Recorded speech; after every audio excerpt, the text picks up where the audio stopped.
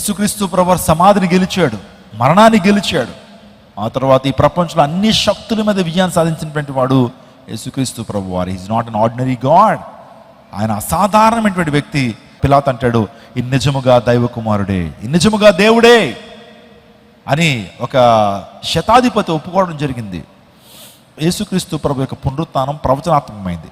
నేను యేసు ప్రభు యొక్క మరణము ప్రవచనాత్మకమైందని చెప్పాను గుడ్ ఫ్రైడే రోజున. ఇప్పుడు మరొక విషయం చెప్తున్నాను. Resurrection is prophesied. యేసుక్రీస్తు ప్రభు యొక్క పునరుత్థానము ప్రవచనాత్మకమైంది. ఆయన యొక్క పునరుత్థానం గురించి చెప్పడం జరిగిందండి. కట్టుకథ కాదు ఇది. కీర్తనలో 16:10 ఎందుకనగా నీవు నా ఆత్మను పాతాళంలో విడిచిపెట్టవు, నీ పరిశుద్ధిని కుళ్ళు పట్టనివ్వవు. ఇక్కడ ఒక ప్రవచనం చూస్తున్నాను దావీదు ద్వారా. ఎందుకనగా నీవు నా ఆత్మను పాతాళంలో విడిచిపెట్టవు, నీ పరిశుద్ధిని కుళ్ళు పట్టనివ్వవు. ఎవరి గురించి చెప్పబడింది ఇక్కడ? యేసుక్రీస్తు ప్రభు దేహము కుళ్ళిపోలేదండి. ఈ ప్రపంచంలో అందరి యొక్క దేహాలు కుళ్ళిపోతాయి, చనిపోయినటువంటి కొన్ని రోజులకు పురుగు పడుతుంది. కానీ యేసుక్రీస్తు ప్రభు దేహానికి పురుగు పట్టలేదు, కుళ్ళు పట్టలేదు. ఆ పరిశుద్ధుడు నిజంగా మన ప్రభు, ఆయన విమోచకుడు. యోబు అంటాడు, నా విమోచకుడు సజీవుడు. ఆ యొక్క టెక్స్ట్ కూడా మనం చూద్దాం. నా విమోచకుడు సజీవుడు అని యోబు గ్రంథం 19:25 దేవుడు రాయించి పెట్టాడు. నా విమోచకుడు సజీవుడు. ఆ తర్వాత లూకాసు వార్త 18:33 యేసు ప్రభువారు చెప్తున్న మాట, 3వ దినమున ఆయన మరలా తిరిగి లేచినని అని చెప్పాడు. ఈ దేవాలయాన్ని పడగొట్టండి, 3 రోజులు తిరిగి కడతానని ప్రభు మాట్లాడాడు. అదే రీతిగా 3 రోజులు తిరిగి లేస్తాను ముందే చెప్పాడండి ఆయన. యేసు ప్రభువారు 3 రోజులు లేచినని చెప్పాడు 17:23. ఇంకా చెప్పుకోవాలంటే అనేకమైన ప్రవచనాలు ఉన్నాయి.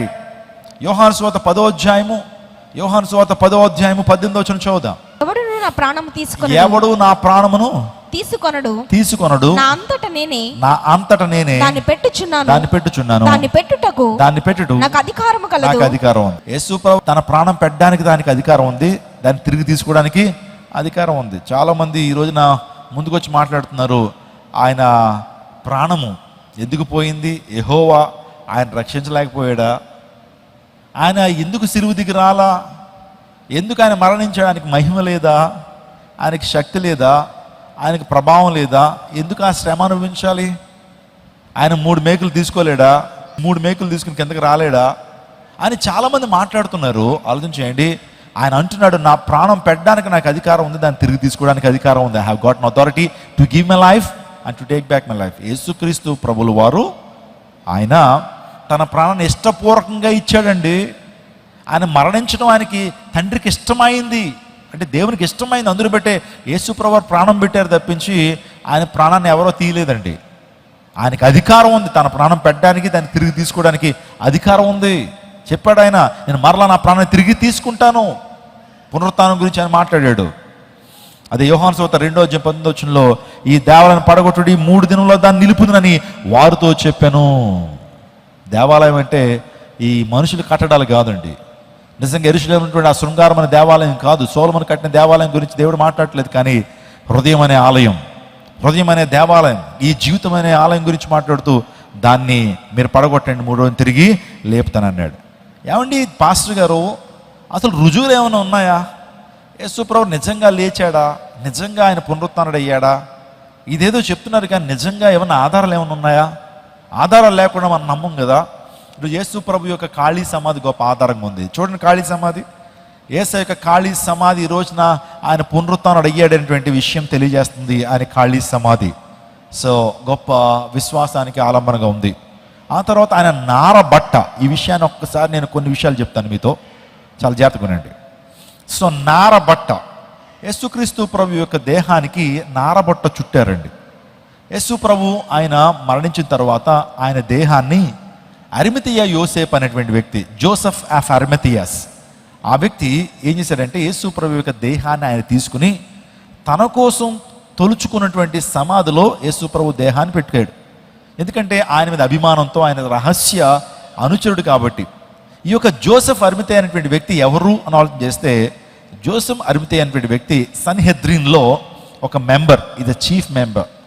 సన్హెద్రిన్ అంటే ఏంటి పాస్టర్ గారు అని అంటే, మనకు పార్లమెంటు అసెంబ్లీలు ఉన్నాయి కదండి. ఎవరుంటారు అక్కడ? అసెంబ్లీకి అందరూ వెళ్ళిపోతే లోపలికి రానిచ్చేస్తారండి. ఎవరైతే MLA, member of legislative assembly, MLAs మాత్రమే లోపలికి రానిస్తారు, స్పీకర్ని లోపలికి రానిస్తారు. ప్రజల చేత ఎన్నుకోబడినటువంటి ఆ యొక్క ఎమ్మెల్యేస్ని మాత్రమే అసెంబ్లీలోకి రాణిస్తారు. మరి పార్లమెంట్లోకి ఎవరు రాణిస్తారు? మెంబర్ ఆఫ్ పార్లమెంట్ అంటే ఎంపీస్ని అక్కడ రాణిస్తారు. వాళ్ళు ఎంతమంది ఉంటారో మనకు తెలుసు, సుమారుగా 535 540 మంది ఎంపీస్ ఉన్నారు. మరి మన ఆంధ్రప్రదేశ్లో ఎంతమంది ఎమ్మెల్యేలు ఉన్నారు? ఎన్ని సీట్లు ఉన్నాయి? 175 కదండి, 175 అనుకుంటున్నాను నేను. వారందరూ కూడా ఒక బాడీగా ఆ ప్రాంతంలో కూర్చుని వారు ఏం చేస్తారంటే ఆ ప్రాంతం నుంచి పరిపాలన జరిగిస్తుంటారు. అక్కడి నుంచి మనం ఆలోచన చేస్తే గవర్నమెంట్ ఆర్డర్స్ ఇస్తూ ఉంటారు. చూడండి, సన్హెద్రిన్ ఒకసారి చూస్తున్నారు కదా, సుమారుగా మీరు స్క్రీన్లో చూస్తున్నారు. ఇదే సన్హెద్రిన్. సన్హెద్రిన్ అంటే యూదుల యొక్క ఒక ప్రధానమైనటువంటి సభ అని చెప్పుకోవచ్చు. ఇక్కడి నుంచే రెజల్యూషన్స్ పాస్ అవుతుంటాయి, ఇక్కడి నుంచే అధికారం చేయబడుతూ ఉంటుంది. ఈ యొక్క సన్హెద్రిన్లో ఈ యొక్క జోసెఫ్ ఆఫ్ అరిమథియస్ ఒక మెంబర్. అంటే మీకేం అర్థమైంది? ఈ వ్యక్తి సాధారణమైన వ్యక్తి ఏం కాదు, గొప్ప ధనవంతుడు, అధికారం కలిగినటువంటి వాడు. ఈ వ్యక్తి యేసుక్రీస్తు ప్రభు యొక్క దేహాన్ని తీసుకుని తన కోసం తొలుచుకున్నటువంటి సమాధిలో పెట్టుకున్నాడు. కాబట్టి గొప్పోళ్ళు ధనవంతులు ఏం చేస్తారంటే చనిపోయిన తర్వాత సమాధి గురించి ఆలోచన చేయరు, ముందు నుంచే సమాధి గురించి ఆలోచన చేస్తారు. ఆలోచన చేయండి, ఎందుకంటే డబ్బు ఉంటుంది కాబట్టి, వారికంటూ కొన్ని ఎకరాల భూములు ఉంటాయి కాబట్టి. సో ఆ ఎకరాల భూముల్లో మా యొక్క తండ్రి గారి సమాధి ఈ ప్రాంతంలో పెట్టాలని చనిపోక ముందు నుంచి కూడా ఆలోచన చేస్తూ ఉంటారు. ఈ యొక్క జోసెఫ్ అరిమథియస్ కూడా తన కొరకు, తన సమాధి కొరకు ఒక కొండను తొలిచి ఆ కొండలో సమాధిని చేయించుకున్నాడు. ఇప్పుడు యేసుక్రీస్తు ప్రభువాన్ని తీసుకెళ్ళి అక్కడ పెట్టాడు. తన కోసం తొలుచుకున్నటువంటి సమాధిలో యేసు ప్రభువాన్ని పెట్టారు. అప్పుడు వీళ్ళు అడిగారట, ఏమయ్యా జోసెఫ్ అరిమథియస్, ఎందుకు నీ యొక్క సమాధిలో యేసు ప్రభువారిని పెడుతున్నావు? అంత కష్టపడి తవ్వించుకున్నావు కదా, నువ్వు అందరికీ చెప్పుకున్నావు కదా, ఎందుకు అలా అంటే ఆయన అన్నాడట, యేసుక్రీస్తు ప్రభువారు నా సమాధిలో 3 రోజులు ఉంటాడు అన్నాడంట. నా సమాధిలో యేసు ప్రభు ఎన్ని రోజులు ఉంటాడు? 3 రోజులే. 3 రోజుల తర్వాత నా సమాధి ఖాళీయే. ఆయన చెప్పాడు నేను 3 రోజులు తిరిగి లేస్తానని. ఆయన మృత్యుంజయుడు, ఆయన దైవ కుమారుడు, ఆయన దేవుడు కాబట్టి ఆయన చెప్పిన రీతిలో తిరిగి లేస్తానని జోసెఫ్ అరిమథియస్ చెప్పడం జరిగింది. అర్థం చేయండి, ఆ యేసుప్రభు యొక్క సమాధికి, యేసుప్రభు యొక్క దేహానికి ఆయన శ్రేష్టమైన నారబట్ట చుట్టాడు. నారబట్ట చుట్టి తీసుకెళ్ళి కాఫిన్లో పెట్టి యేసుప్రభు వారిని సమాధిలో ఉంచాడు. సమాధిలో ఉంచిన తర్వాత మనకు తెలుసు ప్రభు యేసుక్రీస్తు ప్రభు వారు 3 రోజున చెప్పిన రీతిగానే ఆయన తిరిగి లేచాడు. ఇప్పుడు ఆ నారబట్ట ఏమన్నా అందుబాటులో ఉందా పాస్టర్ గారు? మరి ప్రపంచంలో ఆ నారబట్ట ఈరోజు అందుబాటులో ఉంది. మీరు ఆ నారబట్ట గురించి ఆలోచన చేస్తున్న ప్రపంచ దృష్టిని ఆకర్షిస్తున్నటువంటి నారబట్ట యేసుక్రీస్తు ప్రభు వారి యొక్క ప్రేత వస్త్రము. దాన్ని ఏమంటారంటే ష్రౌడ్ ఆఫ్ ట్యూరిన్ అంటారు. ష్రౌడ్ ఆఫ్ ట్యూరిన్ మీకు కనబడుతుంది కదండి, ఇదే స్క్రీన్లో కనబడుతున్నటువంటి క్లాత్ ఏదైతే ఉందో ఇదే ష్రౌడ్ ఆఫ్ ట్యూరిన్. యేసుక్రీస్తు ప్రభు యొక్క రక్తపు మరకలు అక్కడ కనబడుతూ ఉన్నాయి. యేసుక్రీస్తు ప్రభు వారి యొక్క ఒంటి మీద సుమారుగా ఎన్ని గాయాలు ఉన్నాయో ఆ వస్త్రం ఈరోజు చెప్తా ఉంది. యేసుక్రీస్తు ప్రభు యొక్క డిఎన్ఏని కూడా ఆ వస్త్రం ద్వారా, ఆ రక్తపు మరకల ద్వారా ఆయన డిఎన్ఏని ఫైండ్ అవుట్ చేశారు. ఆయన బ్లడ్ గ్రూప్, యేసు ప్రభు యొక్క బ్లడ్ గ్రూప్ AB పాజిటివ్ అని ప్రపంచం చెప్తా ఉంది ఆ నారబట్ట ద్వారా. యేసుక్రీస్తు ప్రభు యొక్క బరువు 85 కేజీలని ఆ వస్త్రం ద్వారా శాస్త్రవేత్తలు కనుగొనగలిగారు. యేసుక్రీస్తు ప్రభు యొక్క హైట్ 5 feet 11 inches అంటే 5 అడుగుల 11 అంగుళాలని యేసుక్రీస్తు ప్రభు ఈ విధంగా ఉంటారని ఆ నారబట్ట చూడండి. వాస్తవానికి ఆ నారబట్ట ద్వారా ఇలా ఉంటారని యేసుక్రీస్తు ప్రభు ఈ షేప్ ఉంటుంది, ఈ ముఖ కవళికలు ఇలా ఉంటాయని చెప్పి అల్టిమేట్గా యేసు ప్రభు వారు ఇలా ఉంటారని తెలిసింది ఆ నారబట్ట ద్వారే. ఆ నారబట్ట ఇప్పుడు ప్రపంచంలో అందరి దృష్టిని ఆకర్షిస్తూ ఉంది. ఆ నారబట్ట ఎక్కడ ఉంది అంటే, when I been to Italy, నేను ఇటలీ అనే ప్రాంతానికి వెళ్ళాను. వెళ్ళిన తర్వాత అక్కడ ట్యూరిన్ అనే మహానగరం ఉంది. అక్కడ సెయింట్ పీటర్స్ కెథీడ్రల్లో, సెయింట్ పీటర్స్ చర్చ్లో ఇప్పటికీ కూడా ఆ యొక్క నారబట్ట ఉంది. మేము వెళ్ళినప్పుడు ఆ వాస్తవానికి అది ప్రదర్శనకు పెట్టలేదండి. మేము అడిగాం, సో మేము చూడాలి అనేటువంటి ఆలోచనతో ఉన్నప్పుడు, సార్ సంవత్సరానికి ఒక్కసారి మాత్రమే దాన్ని డిస్ప్లే చేస్తామని, మీరు ఆ టైంలో వస్తే నారబట్ట చూడొచ్చు అన్నారు. సో ఆ నారబట్ట గురించినటువంటి ఆ విషయాలు నేను త్వరగా మాట్లాడతాను. ఒక అమెచ్యూర్ ఫోటోగ్రాఫర్ ఆ నారబట్టని ఫోటో తీస్తున్నాడండి. ఫోటో తీస్తుంటే వాస్తవానికి మనం ఫోటో తీసినప్పుడు అంటే సుమారుగా పూర్వ దినాల్లో మీరు ఎప్పుడైనా ఫోటో స్టూడియోకి వెళ్ళారండి? ఒక 20 years back 10 years back photo స్టూడియోకి వెళ్ళినటువంటి వారితో నేను మాట్లాడుతున్నాను. ఇప్పుడున్నప్పుడు ఈ డిజిటల్ కెమెరాస్ వచ్చేసినాయి. వెంటనే ఫోటో తీసేగానే మనకు అందులో ఏం కనబడుతుంది? ఆ యొక్క ఫోటో కనబడుతుంది. కానీ పూర్వ దినాల్లో ఫోటో స్టూడియోకి వెళ్ళాం అనుకోండి, ఆయన అనేవాడు మంచిగా పౌడర్ డబ్బా ఇచ్చి ఒక దువ్వెనిచ్చి, బాబు బాగా దువ్వుకో, పౌడర్ రాసుకో, ఫోటో తీస్తానంటే అదొక పెద్ద సెటప్ అనమాట. సో వెళ్ళి ఒక 2 గంటలు అయిన తర్వాత వచ్చేవాళ్ళం. వెంటనే ఫోటో తీసేవాడు ఆయన. ఫోటో తీసిన తర్వాత ఇచ్చేయండి ఫోటో అంటే, కుదరదు బాబు, ఈ నెగిటివ్ని ఏం చేయాలి, ఇప్పుడు కడగాలనేవాడు. కడిగి మనకి 2 రోజుల తర్వాత ఫోటోలు పంపించేవాడు ఆయన. మరి ఇప్పుడైతే డిజిటల్ కెమెరాస్ వచ్చేసినాయి, పవర్ఫుల్ కెమెరాస్ వచ్చినాయి. పూర్వదినాల్లో సో ఫోటో తీసినప్పుడు ఆ యొక్క ప్రొజెక్షన్, నెగిటివ్ ప్రొజెక్షన్ పడుతుంది, నెగిటివ్ ఆ ప్రొజెక్షన్ పడుతుంది. కానీ అద్భుతం ఏంటంటే, ఆ కెమెరాతో ఫోటో తీస్తున్నప్పుడు యేసుక్రీస్తు ప్రభు యొక్క నారబట్టట నెగిటివ్ ప్రొజెక్షన్ పడలేదట, పాజిటివ్ ప్రొజెక్షన్ పడిందట. అద్భుతం జరిగింది. ఫోటోగ్రాఫర్కి పిచ్చెక్కిపోయింది. ఏంటి, ఈ కెమెరాలో వాస్తవానికి నెగిటివ్ ప్రొజెక్షన్ పడాలి కదా, పాజిటివ్ ప్రొజెక్షన్ ఎలా పడింది? ఈ యొక్క ప్రేత వస్తువులో ఏదో శక్తి ఉంది, ఏదో మహిమ ఉంది, ఏదో ప్రత్యేకత ఉందని చెప్పి ఆలోచన చేశాడు. సో ఈ విషయాన్ని చెప్పినప్పుడు అందరి దృష్టి కూడా ఆకర్షించబడింది. ఈ నార బట్ట అనేక మందిని ఆకర్షించింది. ప్రపంచవ్యాప్తంగా అపోలో 11ని పంపించారు కదా శాస్త్రవేత్తలు ఆ మూన్ మీదకి. ఆ శాస్త్రవేత్తలు కూడా ఈ నారబట్టు గురించి పరిశోధన చేయడం మొదలుపెట్టారు. ఫారెన్సిక్ ఎంక్వైరీ, ఫారెన్సిక్ పీపుల్, ఆ తర్వాత కార్బన్ డేటింగ్, కాలపరీక్ష చేసేటువంటి వారు అందరూ దిగిపోయారండి. దిగిపోయి ఈ యొక్క వస్త్రం మీద రీసెర్చ్ చేయటం మొదలుపెట్టారు. ఇది నిజంగానే యేసు ప్రభు వారి యొక్క దేహం మీద కప్పబడిన వస్త్రమేనా, ఇది ఏ నాటి కాలంది, ఎప్పటిది అని అన్ని ఆలోచన చేసి చివరికి గొప్ప శాస్త్రవేత్తలు ఇన్వాల్వ్ అయిపోయి వారు చెప్పింది ఏంటి తెలుసా, ఇది యేసుక్రీస్తు ప్రభు యొక్క దేహం మీద కప్పబడిన నారబట్ట. గట్టిగా చప్పలు కొడుతూ దేవుని నామమున మహిమపరచండి. అర్థమైందండి? ఇప్పుడు ఈ నారబట్ట యేసు ప్రభు వారు ఆయన మృత్యుంజయుడు అయ్యేటువంటి విషయాన్ని ప్రపంచానికి తెలియజేస్తుంది. మీకు ఓపిక ఉంటే మీరు ఇటలీ వెళ్ళండి, ట్యూరిన్ మహానగరం వెళ్ళండి, అక్కడ ఈ నారబట్ట ఉంటుంది. ఆయన మృత్యుంజయుడు అనేటువంటి విషయాన్ని దేవుడు తెలియజేస్తూ ఉన్నాడు. హల్లెలూయా. మీరందరూ, నా దగ్గర ఒక పుస్తకం ఉందండి, నేను చాలా రీసెర్చ్ చేస్తాను, చాలా విషయాల్ని సో పరిశీలనగా చదువుతాను. యేసు ప్రభు వారిని నమ్ముకుంది గుడ్డి విశ్వాసంతో నమ్ముకోలేదండి. నా తల్లిదండ్రులు దైవజనులైనా క్రైస్తవులైనా సరే, నేను పర్సనల్గా యేసుక్రీస్తు ప్రభు వారిని ఎక్స్పీరియన్స్ చేశాను. నా తల్లిదండ్రులు నమ్ముకోమంటే నేను నమ్ముకోవాలా, నా తల్లిదండ్రులు వెంబడించమంటే నేను వెంబడించలేదు. నేను యేసు ప్రభు గురించి పరిశోధన చేశాను. యెహోవా ఉత్తముడు రుచి చూచి తెలుసుకొనుడి. ఈరోజు నీ తల్లిదండ్రులు చెప్తే కొన్ని రోజులు పాటిస్తావు, ప్రక్కన పెట్టేస్తావు. కానీ నువ్వు రుచి చూస్తే, if you taste, if you experience God, if you experience Jesus, you never leave it, you never leave him. ఆయన్ని విడిచిపెట్టలేవు, యు కెనాట్ లీవ్ హిమ్. ఎప్పుడు తెలుసండి, ఆయన ఎక్స్పీరియన్స్ చేస్తే, ఆయన సన్నిధిని నువ్వు ఎక్స్పీరియన్స్ చేస్తే, ఆయన ప్రభావాన్ని ఎక్స్పీరియన్స్ చేస్తే, ఆయన వాక్యంలో మాధుర్యతను నువ్వు ఎక్స్పీరియన్స్ చేస్తే, ఆయన వాక్యపు లోతుల్లోకి వెళ్ళి నువ్వు ధ్యానం చేస్తే విడిచిపెట్టలేవండి. 10 కోట్లు నీకు ఇస్తానన్న యేసు ప్రభువును విడిచిపెట్టవు.